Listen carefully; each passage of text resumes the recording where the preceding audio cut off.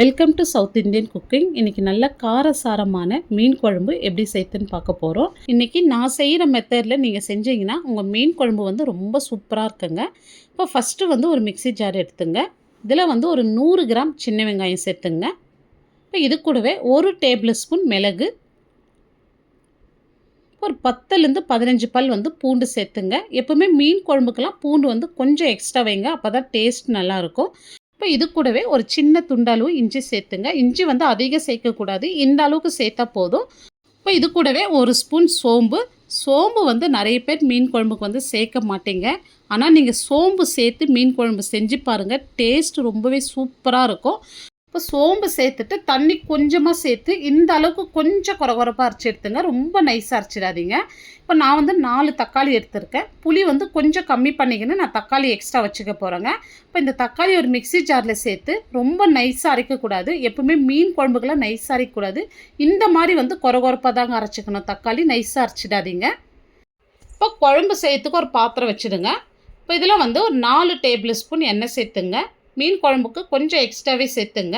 இப்போ எண்ணெய் சூடேறதும் 1/2 ஸ்பூன் கடுகு, 1/4 ஸ்பூன் வந்து வெந்தயம் சேர்த்துங்க, 1/4 ஸ்பூன் சீரகம் சேர்த்துங்க. இப்போ இது எல்லாமே நல்லா பொரிஞ்சு வரட்டும். இப்போ நான் 100 கிராம் சின்ன வெங்காயம் 2 கட் பண்ணி வச்சுருக்கேன். ஒரு பெரிய வெங்காயம் நல்ல நீல வாக்கில் கட் பண்ணி வச்சுருக்கேன். நீங்கள் சின்ன வெங்காயம் மட்டும் சேர்த்து கூட செய்யலாங்க. இப்போ ஒரு 10 பல் பூண்டு வந்து இடிச்சிட்டு வச்சுருக்கேன், அதையும் இதோடு சேர்த்துடலாம். எப்போவுமே மீன் குழம்புக்கு இந்த மாதிரி இடிச்சிட்டு சேர்த்துங்க. இப்போ நல்லா ஃப்ரெஷ்ஷான கருவேப்பிலை ஒரு கொத்து சேர்த்துட்டு நல்லா வதக்கி விடுங்க. இப்போ இந்த வெங்காயம் வந்து நல்லா கலர் மாதிரி வதங்கி வரணும், அப்போ தான் மீன் குழம்பு வந்து நல்லா டேஸ்ட்டாக இருக்கும். இப்போ பாருங்கள், வெங்காயம் உங்களுக்கு பார்த்தாவே தெரியும், இந்த அளவுக்கு நல்லா கலர் மாதிரி வதங்கி வந்திருக்கு பாருங்கள். இப்போ வந்து நம்ம அரைச்ச பேஸ்ட் வந்து அப்படியே சேர்த்துடலாம். சின்ன வெங்காயம்லாம் நம்ம ராவாக அரைச்சிருக்கோம். இப்போ இதை சேர்த்துட்டு இதை ரா ஸ்மெல் போகிற வரைக்கும் மீடியம் ஃப்ளேம்லேயே நல்லா வதக்கி விட்டுங்க. இப்போ இதை வந்து ஒரு 2லேருந்து 3 நிமிஷத்துக்கு நல்லா வதக்கி விடுங்க. இப்போ பாருங்கள், இந்த அளவுக்கு நல்ல கலர் மாதிரி வதங்கி வந்திருக்கு.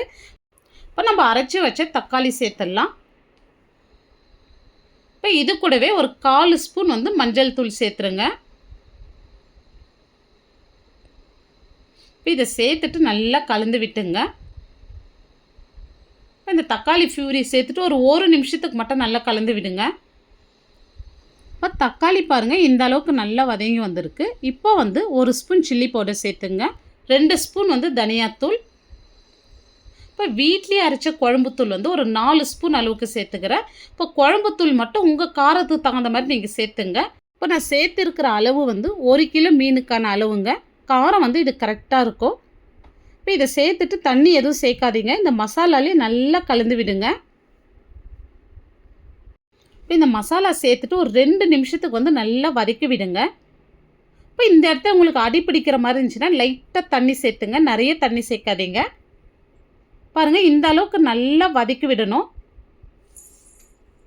இப்போ மசாலா நல்லா வதங்கி கலர் மாதிரி வந்திருக்கு. இப்போது ஒரு லெமன் சைஸ் புளி வந்து நல்லா கரைச்சிட்டு வடி போட்டு எடுத்து வச்சுருக்கேன். அந்த புளி தண்ணி இதோடு சேர்த்துடலாம். இப்போ வந்து தண்ணி சேர்த்துருங்க. இப்போ நான் வந்து ஒரு 1 லிட்டர் தண்ணி சேர்த்துக்கிறேன். இப்போ இந்த குழம்புக்கு தேவையான அளவு உப்பு சேர்த்துருங்க. இப்போ இந்த இடத்துல வந்து உப்பு, காரம், புளிப்பு வந்து செக் பண்ணிங்க. உங்களுக்கு எது கம்மியாக இருந்தாலும் இந்த இடத்துல சேர்த்துங்க. எப்போவுமே மீன் குழம்புக்கெல்லாம் உப்பு, காரம், புளிப்பு வந்து கரெக்டாக இருக்கணும், அப்போ தான் மீன் குழம்பு டேஸ்ட் ரொம்பவே நல்லாயிருக்கும். இப்போ இது 3த்தில் எது கம்மியானாலும் மீன் குழம்பு டேஸ்ட்டு வராது. இப்போ குழம்பு பாருங்கள், நல்லா திக்காகி நல்ல எண்ணெய் பிரிஞ்சு வந்திருக்கு பாருங்கள். இப்போ வந்து நம்ம மீன் சேர்த்துடலாம். இப்போ மீனில் வந்து இந்த மாதிரி நான் மசாலா போட்டு வச்சுருக்கேன். கொஞ்சமாக உப்பு, ஒரு 1/4 ஸ்பூன் மஞ்சள் தூள், 1/2 ஸ்பூன் சில்லி பவுடர் சேர்த்து மீனில் நல்லா மிக்ஸ் பண்ணி வச்சுருக்கேன்.